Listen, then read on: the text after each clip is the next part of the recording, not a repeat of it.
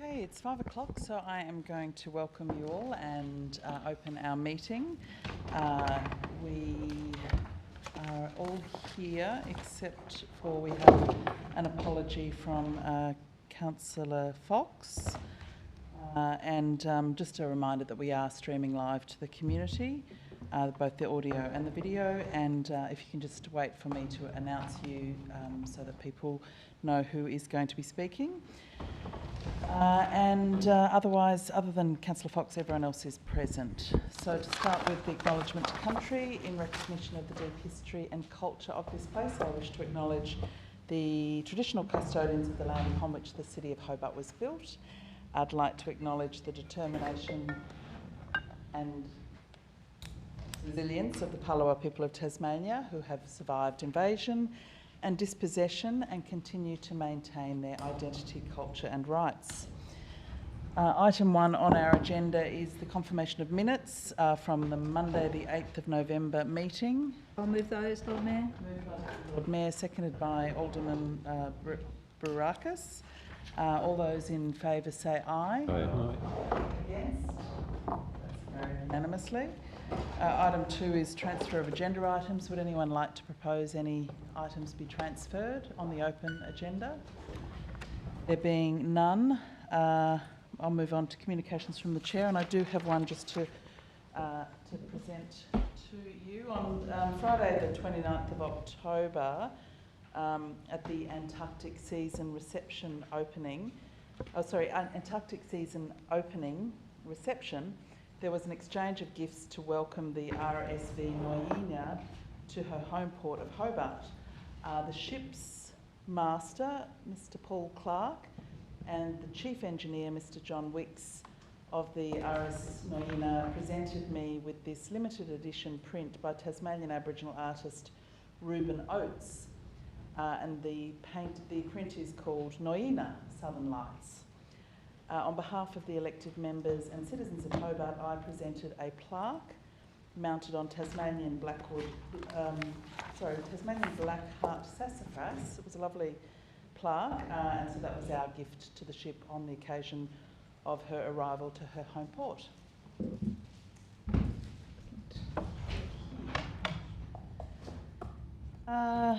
So there's been no council workshop since our last meeting. There are no public questions here. There may well be some at the AGM after this meeting. Petitions, are there any petitions received? No, Lord Mayor. Supplementary items, are there any supplementary items? No?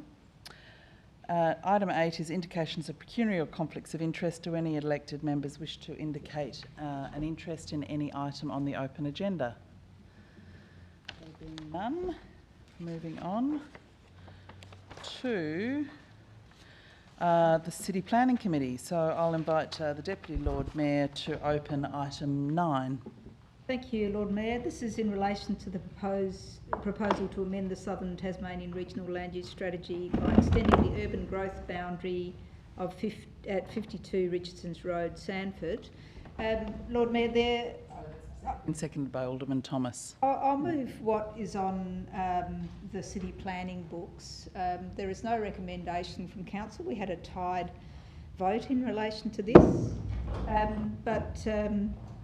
just in relation to the urban growth boundary and what we have before us. So,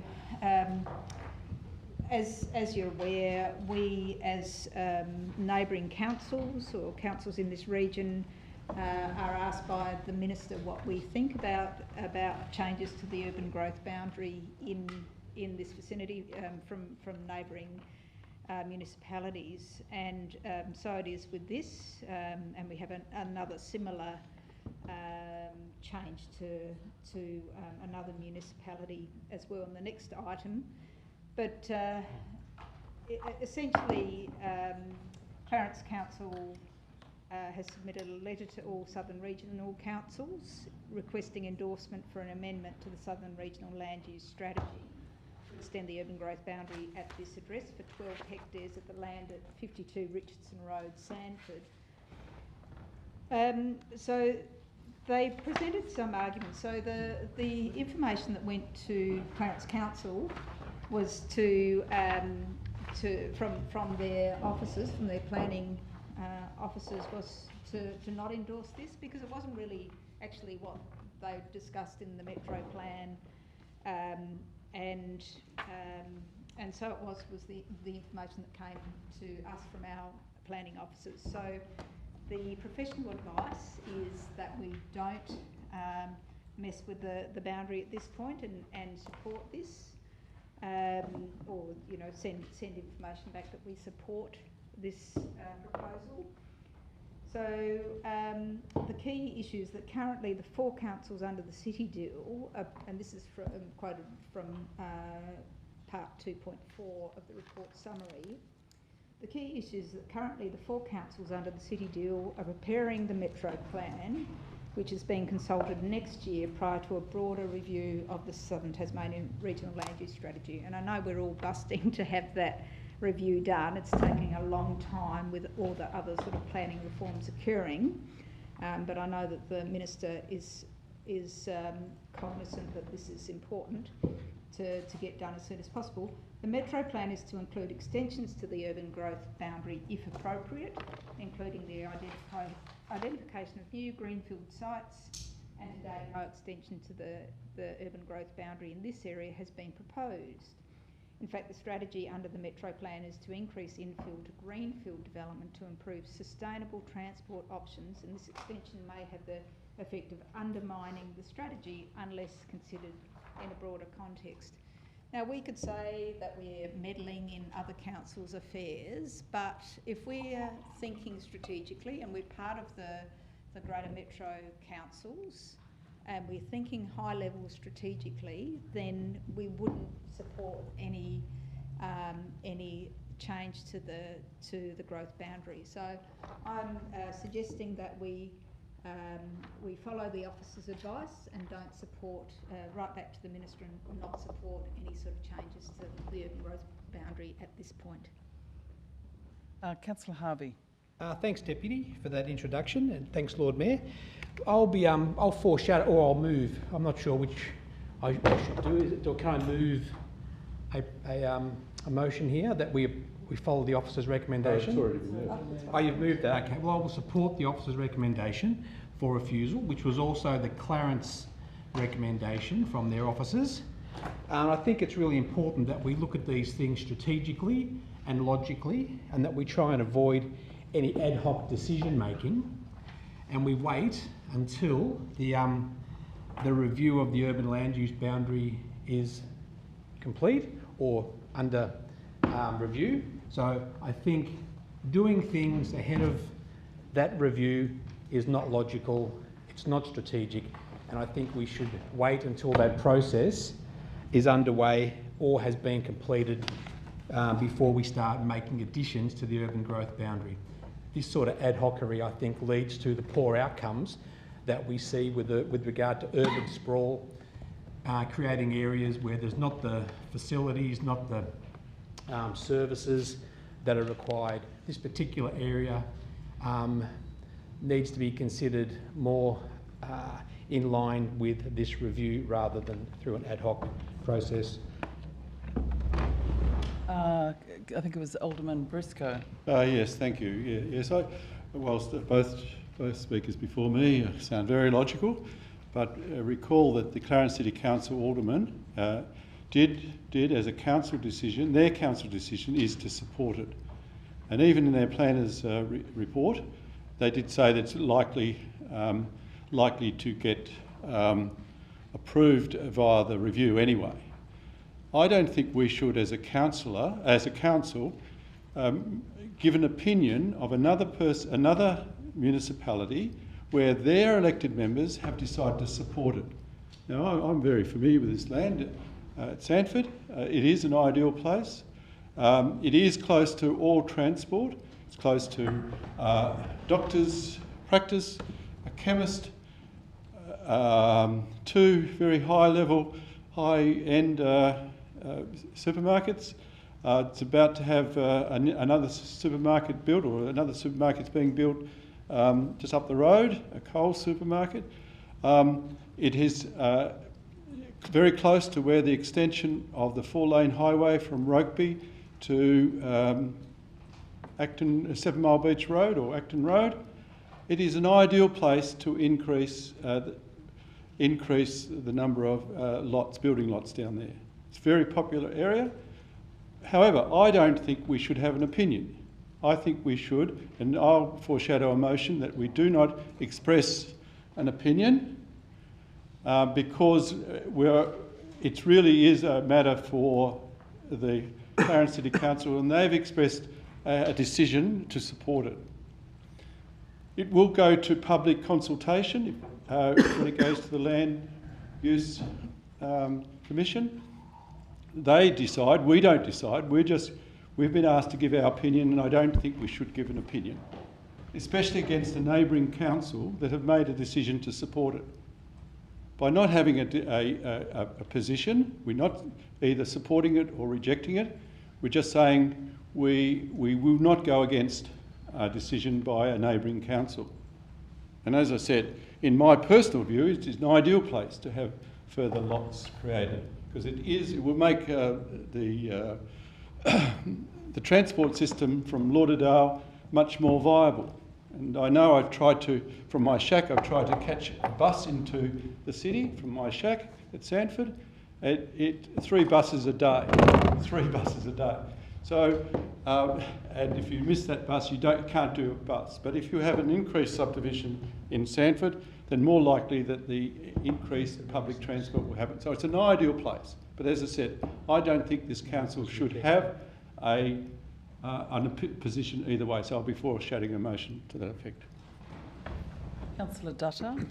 Thank you, Chair. Just a question through you to the Director. Are we required to give an opinion on this? Need clarification on that. Sorry, could we stop cross conversations if we can? Director, if you'd like to respond. Yes, through you, Lord Mayor. The protocol in relation to change to the regional land use strategy is that the Minister would like an opinion or view expressed by each council within that region. Now, that can be in support or objection, or it may be that we have no opinion. As we, I think, expressed in relation to the last significant one, which was the Brighton Council amendment. Thank you. Baracus. Thank you, Lord Mayor. Lord Mayor, Alderman Briscoe beat me to the punch, I think, and this was something that no, it doesn't. I'll completely support the foreshadowed motion, Lord Mayor, and I don't know what the opposite of ad hocery is. I suppose it might be paralysis by analysis. There's a piece of land. I'm not quite as intimately familiar with it as Alderman Briscoe might be, but there's a piece of land in the Clarence Council area that somebody is willing to build housing that I think everybody around this table would agree that we are in pretty desperate need of. And the elected members of that municipality have agreed that they'd like that to happen. Now, I appreciate, and there was some discussion around this last week, and I suppose I'll ask a question just for clarity, Lord Mayor, through you to the Director. When we are asked for our opinion on this proposal, it's not because Clarence Council is so intimately curious as to what we might be thinking about their proposal. It's because they're required to ask us. Is that correct? Through you, Lord Mayor, that's correct. They are required to seek our opinion. Thank you. Look, Lord Mayor, I think if we were doing something similar, we wouldn't be overly appreciative if other councils were giving their 2 cents as to what we were doing and trying to overrule us. This is something that will be providing a much needed social good. It's something that the council in that municipality is in support of. And as was said, it's something that would more likely than not get approved in its assessment program process. So I see absolutely no reason to stand in the way of that or to offer up any opposition to that other than ideological. So look, I'd be... Point of order. What's your point of order? Opposition to this is not ideological. It's based on ideological. It's based on good planning. Can we please have that? I think it was retracted. just Alderman Barakas's opinion in this case, so it's not really a point of order, I'm afraid. But Councillor sorry, Harvey. Lord Mayor, he's accusing the officers in Clarence and me of being ideologically Okay, I've made my opposed to ruling, this. Councillor Harvey. Strange. So it is just an opinion, Alderman Barakas's opinion, and so... Thank you, Lord Mayor. Look, Lord Mayor, I'll wrap up, but I think, look, once again, this is something that absolutely shouldn't just be not opposed, which it's something that we should be celebrating, really, that the council is willing to encourage a subdivision like this and encourage new housing supply, and it's something we should probably be looking towards trying to encourage in our own municipality. But in the interest of consistency, I think it's only right that we take no opinion in this, because we wouldn't like it if other councils took an opinion in ours, and I think the same would apply to the next motion as well.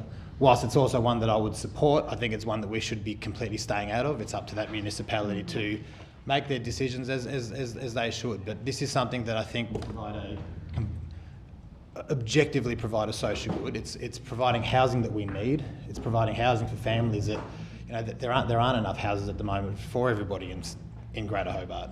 So this is something that we need. It's something we should be not standing in the way of, and I'd be encouraging everybody to support the foreshadowed motion. Alderman Zuko. Yeah, Lord Mayor, I just want to make sure that my ears heard correctly through you to the Director of Planning. Is this a requirement under the Act that the Clarence City Council must ask us? Or is this a requirement that they... I'll ask that question. Lord Mayor, I don't believe it's a requirement under the Act so much as a protocol that the Minister for Planning seeks from those councils seeking an amendment.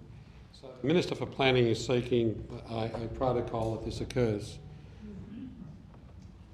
I wonder if the Minister for Planning might seek a protocol if something's happening in the City of Melbourne or the City of Geelong or somewhere else. Actually, Lord Mayor, I'm a ratepayer in the City of Clarence.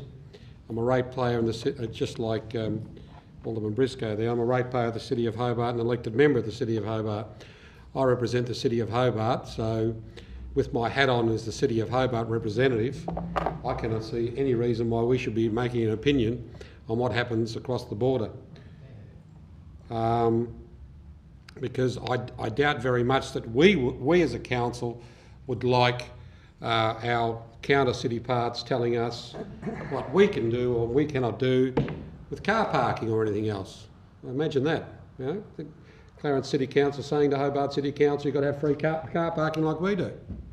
So no matter what the matter is, I don't think that we should be making any comment or opinion, irrespective of whether it's a protocol or not.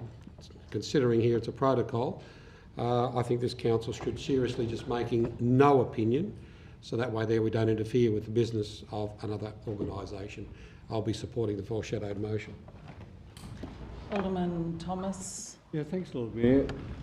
Was I here a couple of months ago when I'm sure I wasn't? It came from this area here, where we were talking about the impact of something that was happening in Brighton on Hobart. And there was a whole heap of comment about, will this destroy our Davey and Macquarie Street more than it already is, etc. And we were hellishly involved with it. I think it's an excellent thing that we were asked. And it's the first thing losers in terms of supporting what Clarence, as a majority of 7, including the Mayor, have said. I'll support the foreshadowed if I have to.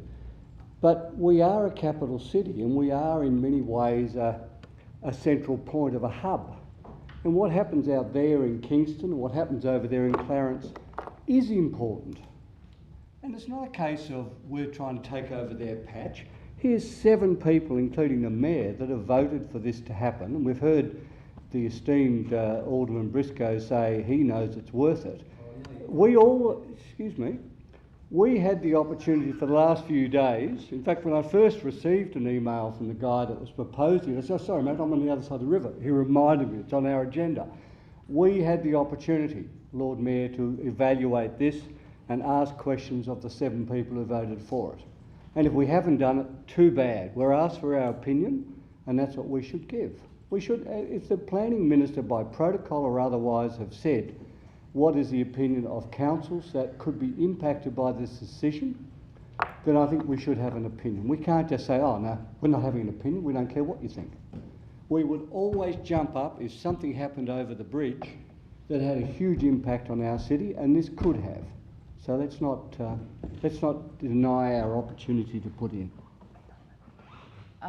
Councillor Coates, I'm just conscious you've been trying to jump up a few times. Do you want to? He was making me ill. Do you want to go ahead? Okay, I'm happy to jump.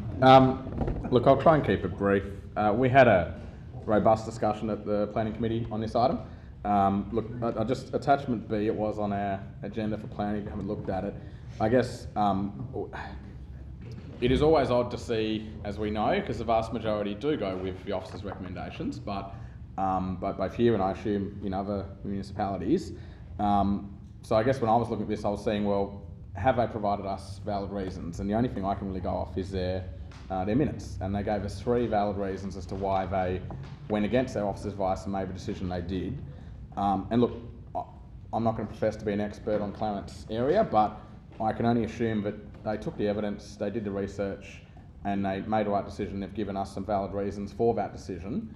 And look, when it came up at the committee, we obviously had advice from our officers suggesting we don't approve of their motion. But look, I was happy to move there and support there, and I'm happy to do it again today to foreshadow.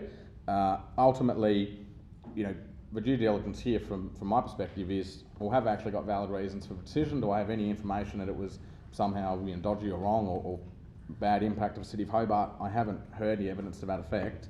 And so I think, look, it's not for me to say that increasing access to the Tanagra trail network is a good or bad thing, but obviously they do think it's important.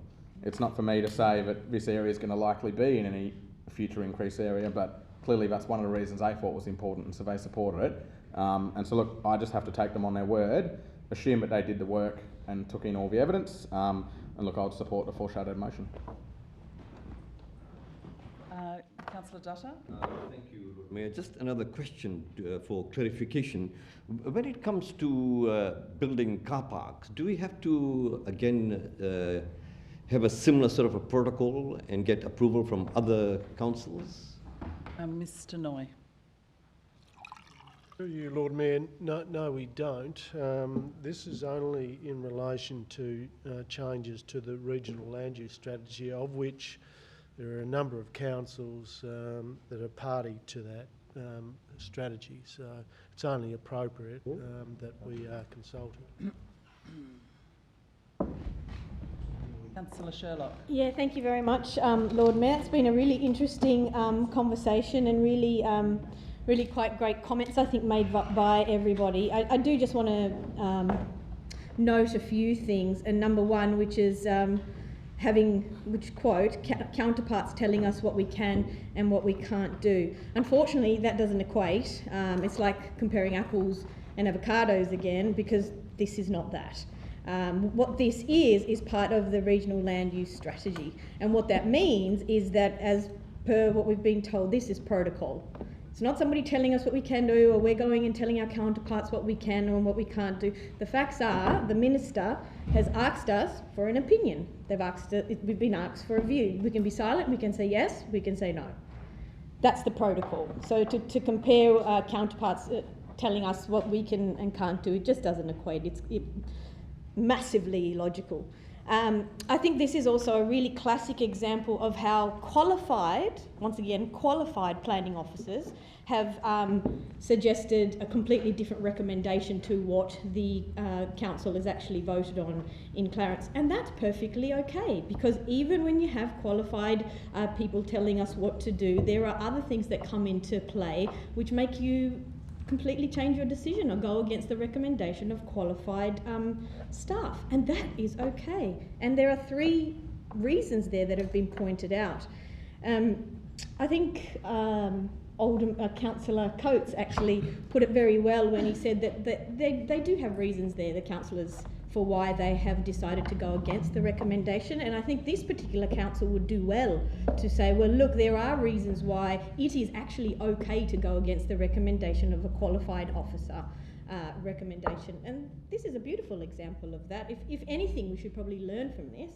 I think, just like Alderman Thomas said, it's excellent that we've been asked for our opinion. And indeed, we've been asked for our opinion, and we should give one. Thank you. Further discussion? Councillor Dutta. Thank you, Lord Mayor. Again, I make some observations from the discussions thus far, and I take it, it is my understanding, and a very clear understanding, that opinion is sought from us. It is not something that we are imposing on other councils, and I think that element of imposition is not the issue. The issue is very clear. We've asked for an opinion. We are required to give an opinion, and that's what we are going to do. And the second point is very clear. It is seeking our position on this. And as I have read the report, it says we are to state our position. And the position is in three ways, as has already been stated: either yes, no, or remain neutral. Now, what will be my position, having read the reasons given? Now, as has already been said, for me, the reasons given from both sides of the argument, I am leaning towards not supporting this, but support the recommendation of the qualified staff. Now, when it comes to planning issues, again, we take recommendations of the staff, their qualified opinion, but there is an element of discretion given to me, and I use my discretion to make the judgment. Here, it is different. I don't have that expertise in that area. I have read the recommendations of the staff of the Clarence Council and our staff, and I am quite happy to take their recommendation. And the point with regards to a strategic and holistic position that we need to take, and it's very true. If you look at the amount of people coming into the city and really creating problems with traffic and housing, it is based on getting people here without any strategic planning. There is no infrastructure, and we just having people here not having planned. And so for me, that holistic approach is important. And I want to remind myself, there was some time back when we quite furiously and heatedly debated about the heights issue, the building heights. And I supported and went along with the others, because I was of the view that I don't want a narrow, limited view on this, but a holistic view. And I took that position, and I went against that particular view, or that particular argument. And today I'm going to do the same. I'm taking that point of view, that it is not just a limited area, but when we take these things into consideration, we take other factors that impact. And therefore, I will go with recommendation of the staff. Thank you. Further discussion?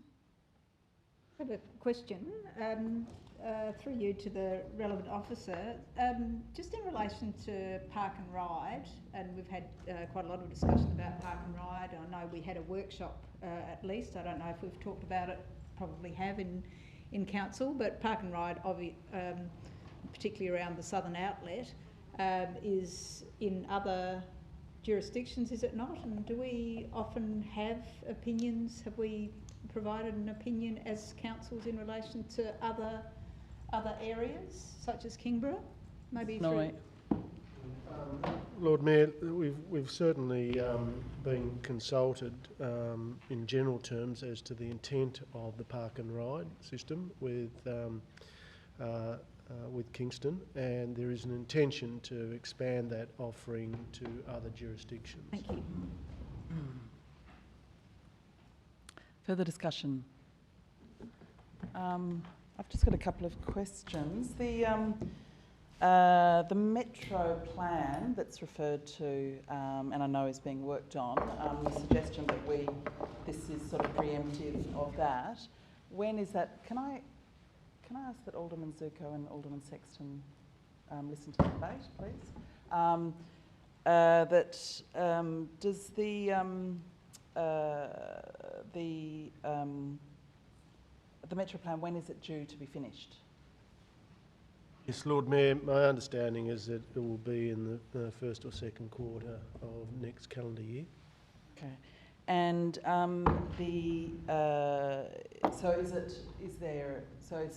could be likely that this project is included in that Metro Plan, potentially? Not sure, Lord Mayor. Okay. Not sure on that front. Thank you. Alrighty. And was there any assessment done as part of this application about the number of vehicles it may generate into the Hobart City and whether extra car parking might need to be provided here for commuters? Look, I'm not aware of that research had been done. What I can say in relation to the Metro Plan, however, is that it was felt that there was need for the extension of the urban growth boundary with the proposition that 70% of new residential growth should come from infill development and only 30% to greenfield development, and that could be contained within the existing urban growth boundary. Look, I did want to just focus much less about this particular proposal and more just on the process and our role here. There's been a bit of discussion about, you know, we should just stick to our knitting here in Hobart and not have an opinion. I heard one elected member say that no matter what the matter is, we shouldn't have an opinion if it's outside our municipality. And I've got to just say that it's too late for us to have that sort of attitude. It was too late when we signed up in 2019 to be part of the Greater Hobart Act, which passed Parliament in 2019. And we are formally part of that. And I'll just read the purpose of it. The purpose of the Greater Hobart Act 2019 is to create a more livable, accessible and productive Greater Hobart area. Through this framework, the Greater Hobart Councils, Clarence, Glenorchy, Hobart and Kingborough and the Tasmanian Government will work collaboratively to identify principles, priority areas and implement actions that will deliver strategic, efficient and integrated land use planning and infrastructure outcomes. So that's what when we signed up to that in 2019, we signed up to be big picture thinkers. When we signed up to that in 2019, we signed up to be collaborators across Greater Hobart, not just sticking to within our little boundaries. When we signed up to that in 2019, we said that we would be strategic planners. We would look at issues strategically. So we've already said we're going to make that commitment to be strategic thinkers, and this is one of those decisions. This is a very large subdivision, new subdivision, that I draw your attention to the Clarence Council Planner's advice, which said, and I quote, that the proposal will adversely impact on the Greater Hobart settlement strategy. The Clarence planners went on to say that the cost of extending the fringe, both in terms of physical and social infrastructure and the impact on traffic congestion, will be significant. And they went on to say that, and I quote, costs which will be, in the longer term, subsidised by the broader community. So this is why we do planning, and we do it in with professional advice and based on evidence and based on really good processes like the Greater Hobart Act and the Metro Plan, which is just a matter of months away, which will look at all of the considerations and all of the land availability and all of the land economics. Because I know it's very easy just to say, oh, well, if we approve this, suddenly there's, you know, more properties available, but that's not how it works. And people who know about housing policy should know that decisions like this can sometimes mean that other projects will be shelved or that land within the boundary will continue to be land banked, leading to much higher property prices. So it can lead sometimes to very perverse outcomes for housing economics, and it's not as simple as supply and demand. That's a very sort of easy slogan, but housing economics is really a complicated matter, and that's why the Metro Plan is a really important piece of work that we need to wait for before we make these decisions.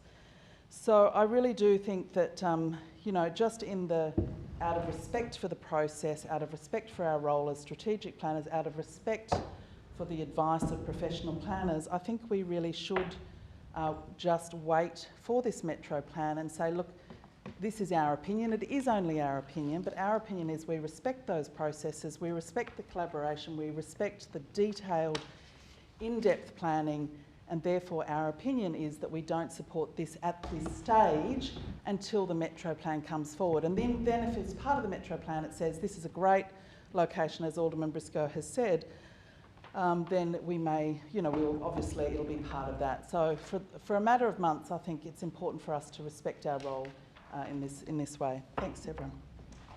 Thanks, Lord Mayor. I think you make some really good points. It is about respecting all the work that has been done at that strategic level as part of the metro plan.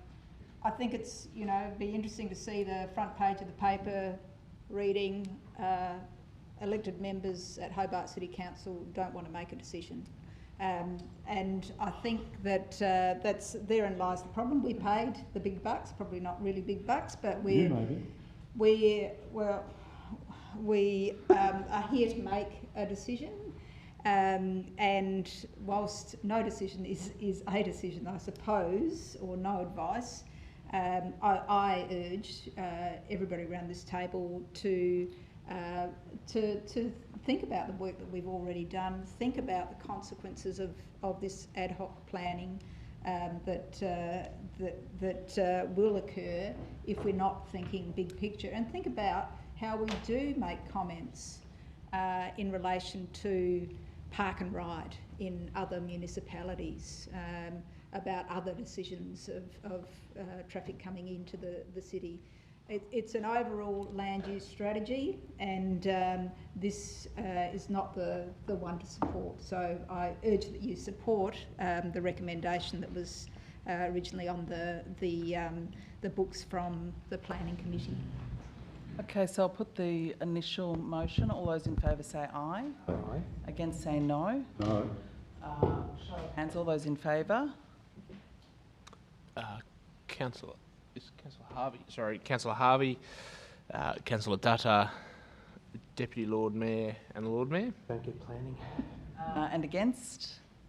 Alderman Zuko, Alderman Sexton, Councillor Sherlock, Councillor Coates, Alderman Barakis, Alderman Thomas and Alderman Briscoe. And now the foreshadowed motion, moved by... Foreshadowed motion now? Yeah, it will be a motion. Yes, so motion will be on the lines that we don't offer an opinion, and thank the Clarence Council for their request for an opinion, but we don't have any opinion about, we seek not to have an opinion about a land use in Clarence municipality. On this matter. On this matter. And I just... Seconded by Alderman Barakis. On this matter. Yeah, I think describing us not interfering with Clarence City Council land use as knitting, I think that's a very poor analogy. The Act of Parliament that you refer to, we did not vote for it. It was an Act of Parliament, not an Act of Council or a motion of Council.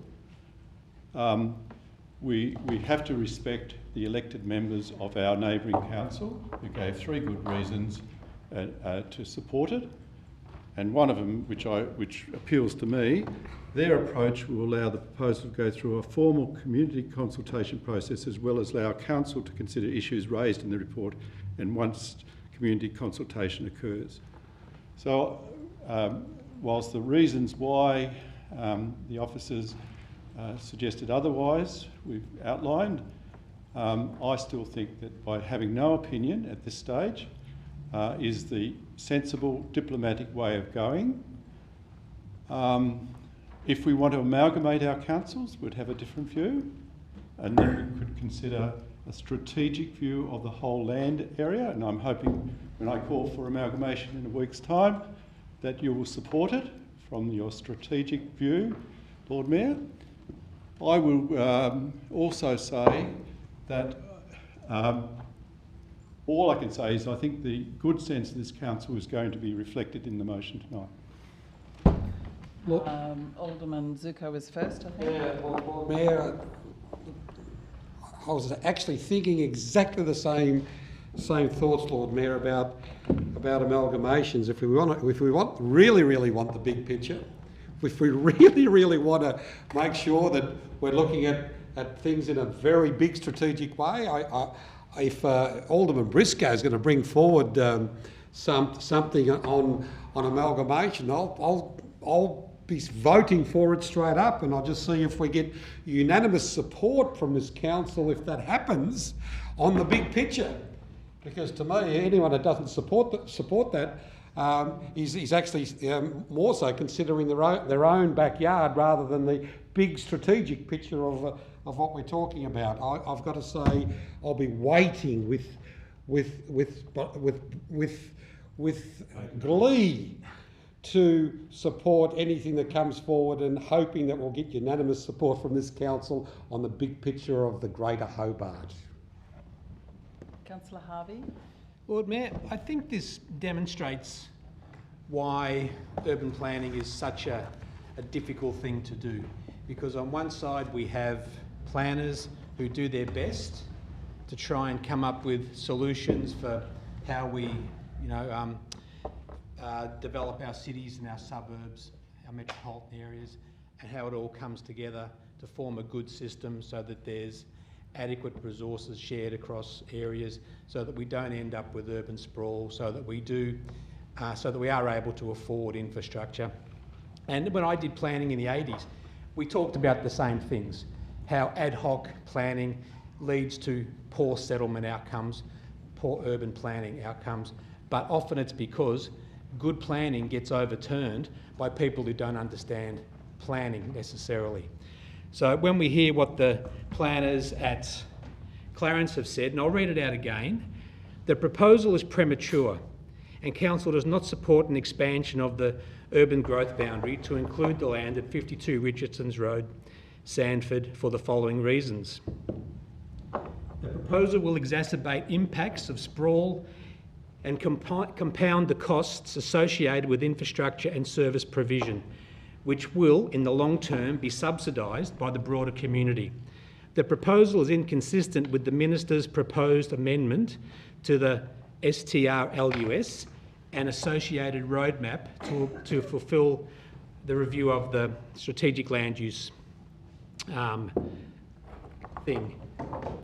land use strategy. The proposal would adversely impact on Greater Hobart settlement strategy. The increased traffic load on Bayview Road would adversely impact residential amenity for those residents. Part 2, as a comprehensive review of the Southern Tasmanian Regional Land Use Strategy, should it be demonstrated that additional urban land is required, then the subject land should be considered as a potential site in the context of the overall review and desired settlement strategy proposed by the Minister for Planning. So even the Minister wants to get good planning outcomes. That's the objective of the Planning Minister. He should be there to make sure that councils are delivering good planning outcomes for the state. But what we have is councillors who don't have planning backgrounds, and maybe this is a reason, as Alderman Zuko has always said, we should take planning away from... Absolutely. Please move it, I'll support it. Unskilled elected representatives. Absolutely. Unskilled representatives of Clarence City Council? Well, across all councils. So I'm supportive of what the officers are attempting to do here, this time, because they have the big picture in mind. Unfortunately, we're going against what good town planning is telling us to do, and we're exacerbating problems potentially in Hobart that we'll have to live with for generations to come if we continue down the same sort of ad hoc planning decisions that we're seeing.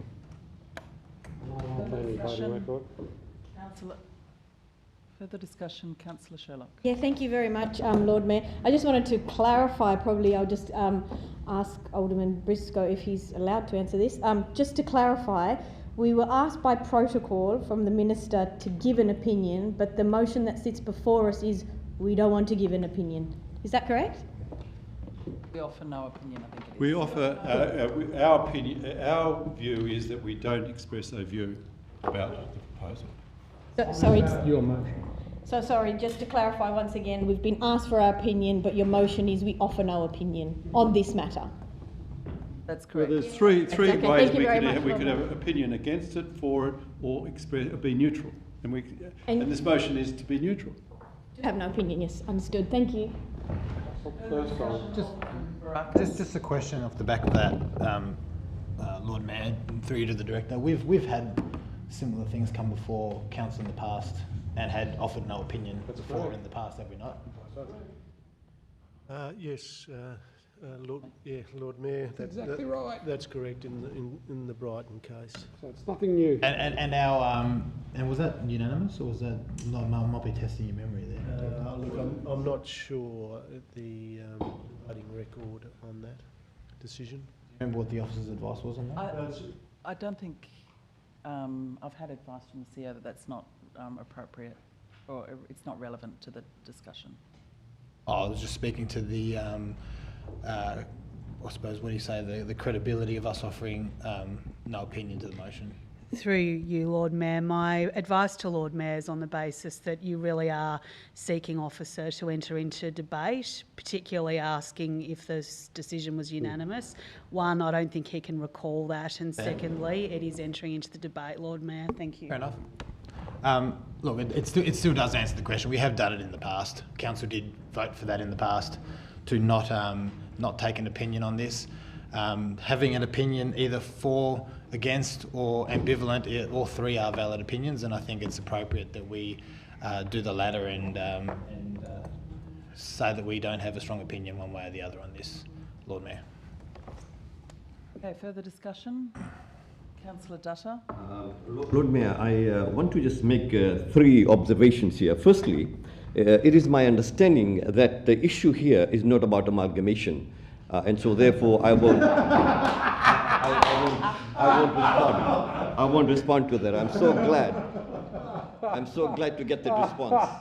It's absolutely brilliant. I wanted that response and I've got it. Thank you so much.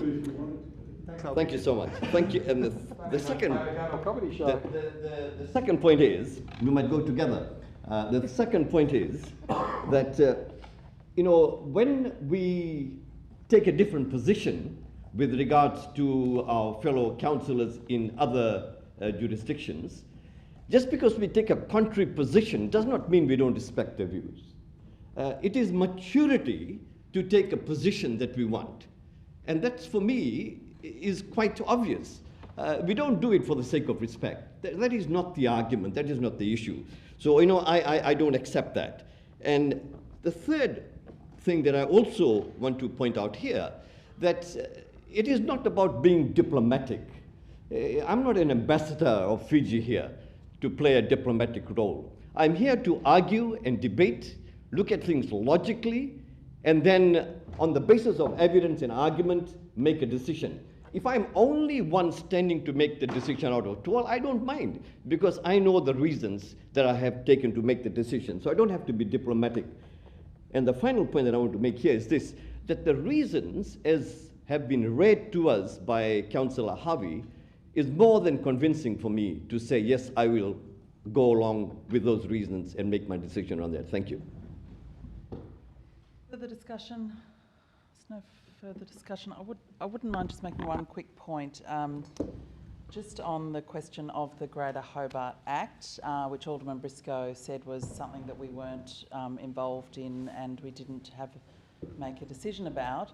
I dispute that. I don't have all the facts and figures at my fingertips, and I'm sure Mr Noy doesn't have all the various submissions, but I'm pretty sure that the council would have received a number of reports and was supportive of the intent of it.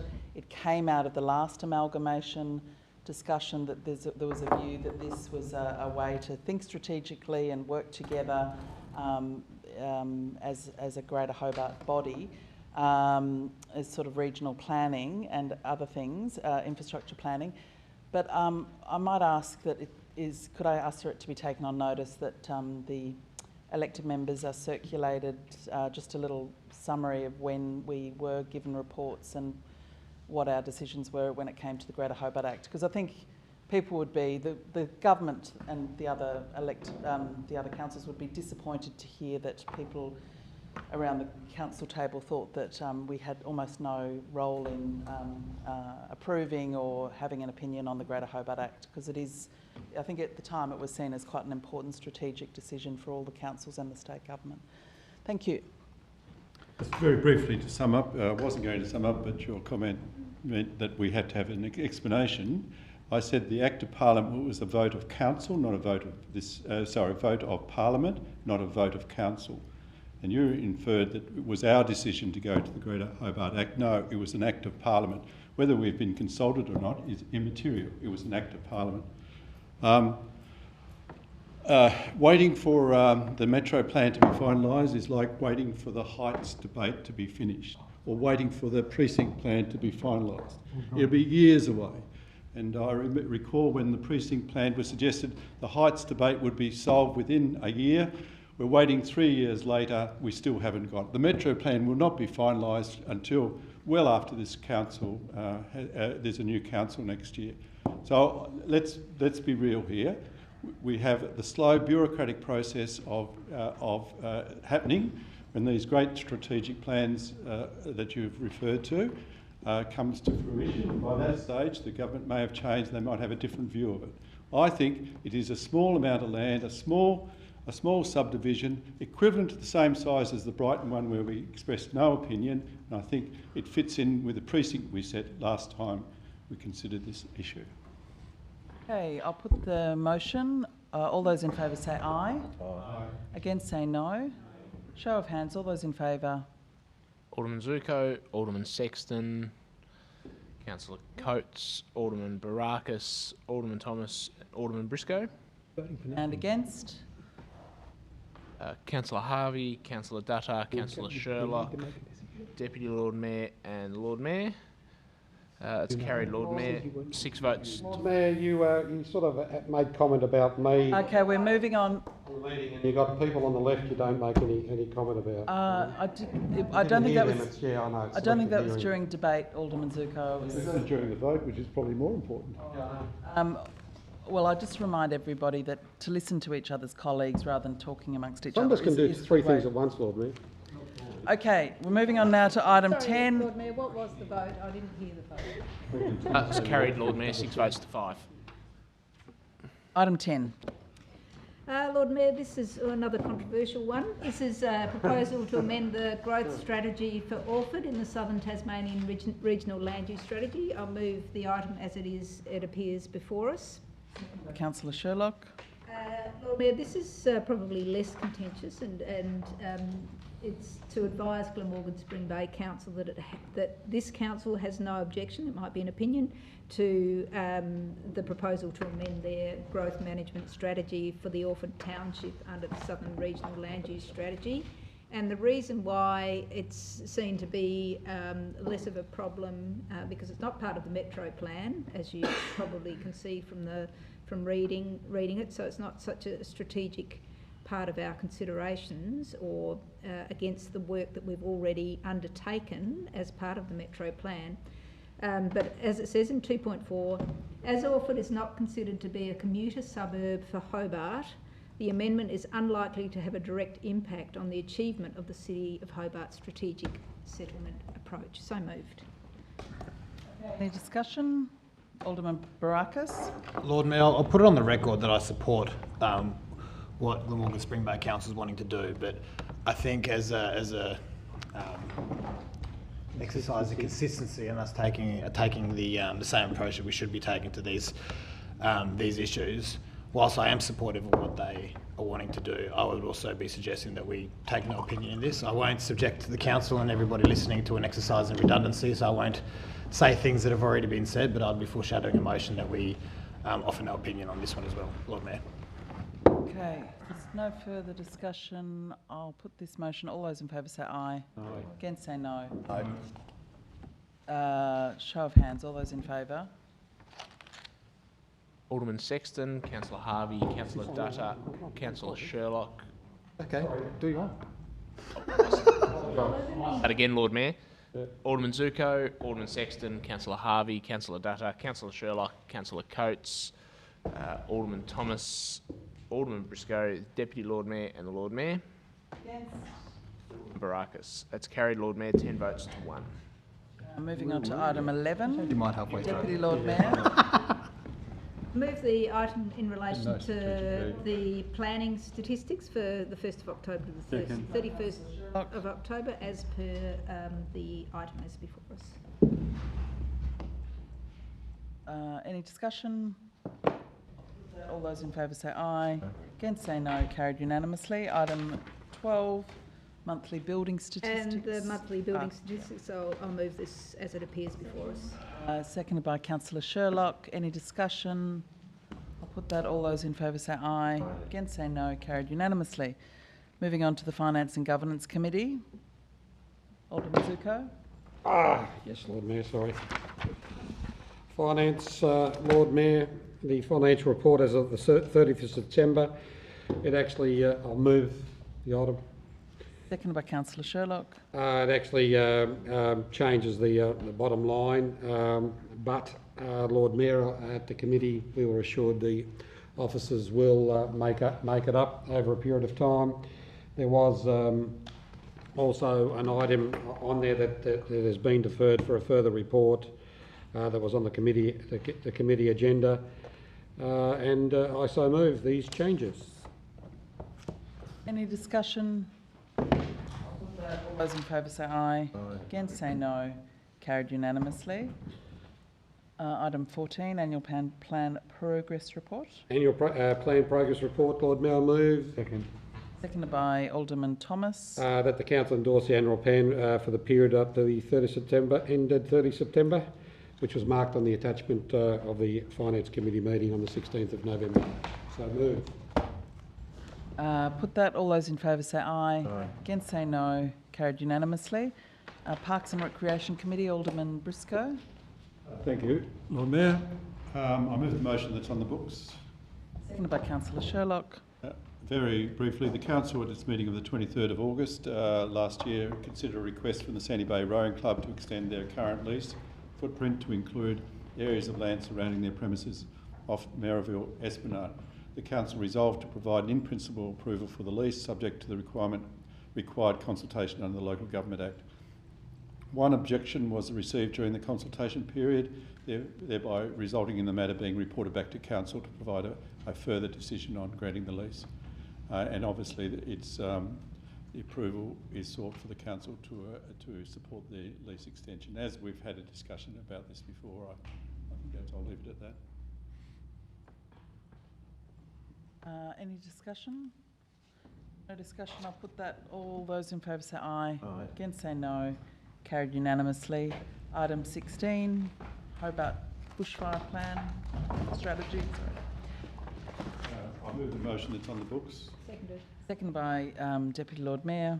Now, the approval was sought for the Council to endorse the City of Hobart Bushfire Management Strategy, both the full version and the plain English version, for submission to the Greater Hobart Fire Advisory Committee for endorsement and become the guiding document for the bushland management programs undertaken by the City of Hobart Bushland Unit. The overwhelming underlying thesis of this strategy is that we're not the principal firefighting agency. That's the state government role, and we cooperate. We shouldn't be standing alone. We should be partnerships with the fire service. So when you read that document, you'll see, whilst we have done great work and we have great officers, we've got great firefighting capacity, we are not the state government's fire service. So I know that some members around the council here do think that we're the fire service and but the strategy gives us a way forward that we're working in partnership, and the full responsibility for fire management is in fact with the state government fire service. Any discussion? Just a question, if I may, Lord Mayor. Deputy Lord Mayor. Through you to Mr Fisher, or I imagine that you can answer this, but how much do we spend on firefighting, ensuring that we have firefighting capacity which will protect the bushland and our city. Through you, Lord Mayor, the city spends about 1.9 million overall in terms of capital expenditure, renewal expenditure and fire trails and that sort of thing. Our operational budget, our operational expenditure budget for hazard reduction burners, fuel breaks, etc. is part of that as well. We also engage 32 staff from various parts of the organisation to fulfil the role of firefighters for the hazard reduction work that we do there. Given that we manage 4,700 hectares of land, I think that is an admirable investment by the City of Hobart in keeping our community safe. Thank you. Look, I just want to also say, just commend the report and also the work that the officers do in this regard. It's a constant thing, you know. Like I know that there's been difficulty doing the hazard reduction burns because it's been so wet, and you know that period is getting shorter and shorter to do those cold burns before the fire season starts in earnest. So just an aside to the report, but very happy to endorse this strategy. Any further discussion? Just rise to say thank you to the staff that were involved. I think it's a very comprehensive piece of work. Congratulations to everyone that was involved. And it does really demonstrate that bushfire management strategy isn't just about that day when the big fire comes. It is about the preparation of our bushland as landowners. It's about the preparation of our community so that they are thinking about their own resilience and their own properties. It's about working with partners like the TFS and emergency managers, but even, you know, it talked in here about working with the insurance industry, and I know the our insurance company I think has given us some money to do ember protection work on our own facilities, which is great news. So I think this, particularly all the maps and guidance for people about where we've already burned and where we're going to burn, it just provides a lot of clarity for people, because they are often seeking clarity about whether enough is being done to prevent bushland being highly flammable, and what we can do if we can help manage that, and obviously the role with fire breaks and fire trails is a really important and big investment as well. So thanks for everyone who was involved, and I hope the Fire Council supports it and promotes it as probably one of the best practice bushfire strategies, definitely in Tasmania for a council, but probably Australia-wide. So congratulations to everyone involved. Okay, would you like to sum up, Alderman Briscoe? No, that's fine. All those in favour say aye. Aye. Against say no. Carried unanimously. Item 17 is a special report from myself about a professional development plan, seconded by, moved by Councillor Dutta, seconded by Alderman Barakis. Just receiving and noting, all those in favour say aye. Against say no. Carried unanimously. Item 18 is a special report from the CEO. I'll hand over to the CEO. If you want to speak to this.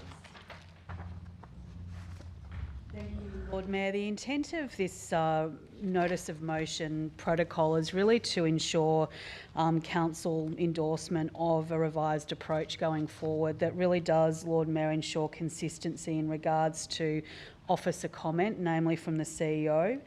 So there's a proposal there outlined for you, Lord Mayor, as I said, the purpose of which is really to ensure consistency in dealing with notices of motion that are received by myself to respond to ahead of council agenda preparation, Lord Mayor. Thank you. Alderman Briscoe. Yes, look, I think this is a good move. It formalises some things that probably have been done on a case-by-case basis. The beauty about reading some of the minutes of the Clarence City Council is that I think we could learn a lot, and their reports, a lot from them as well. maybe a combined council will probably be able to adopt that. But anyway, I still think having processes like that the notice of the motion still can come forward, but we have some indications, when necessary, of those 3 areas that have been outlined in the CEO's report. Yeah, moved by Alderman Briscoe, I think. You happy to move it? Or? I think it was moved already. I'm happy to move it. Yep. Yes, and seconded by Councillor Sherlock. Any further discussion? Councillor Harvey. Thanks, Lord Mayor. Just notices of motion in general. What's preferred for councillors to bring motions to committee or to bring them straight to the council? What's the feeling around this at the moment? Is there do we have a process? Does it matter? I'm going to ask the CEO to respond to that. So, Lord Mayor, my response to that question really is that I think it's something that we've discussed, Lord Mayor, needs to be reviewed going forward as part of a governance framework review. At this time, the custom and practice, as I understand it, is that it goes to either committee or indeed council, and that has been the practice of the past. However, Lord Mayor, I would suggest that it's something that does need to be reviewed as it relates to the governance framework going forward. Thank you. Alderman Zuko. Look, Lord Mayor, this has been a matter that we've debated 1,000 times in this chamber. I was one that always pushed that all notices of motion should go through the committee process first and then on to council. And then if it was lost at committee, the elected member had a right to take it to council directly. That practice was one thing that we actually adopted for quite a considerable amount of time, until such time someone decided to take it on. It wasn't me. And it was very clear at that time that under the Act, it was clear that elected members had the right to take motions to council. That's why we went away from that adopted practice. Personally, I'd prefer that notices of motion went to committee first, and we adopt that practice. But unfortunately, the Act precludes us from doing so, and that's why we've got this practice that notices of motion are coming to council, because that's what the Act says. If all the elected members agreed and stuck to a policy that we could adopt, that they went to committee first, it would actually be far better for this council. But as what occurred previously, when we had a policy, there was an elected member who pushed it to go to council in the first instance, which created the problems. So, all due respect to our CEO, that is what has happened.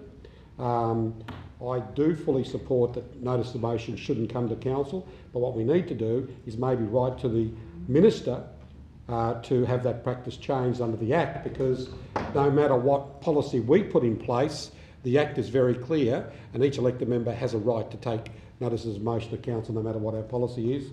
So, Lord Mayor, I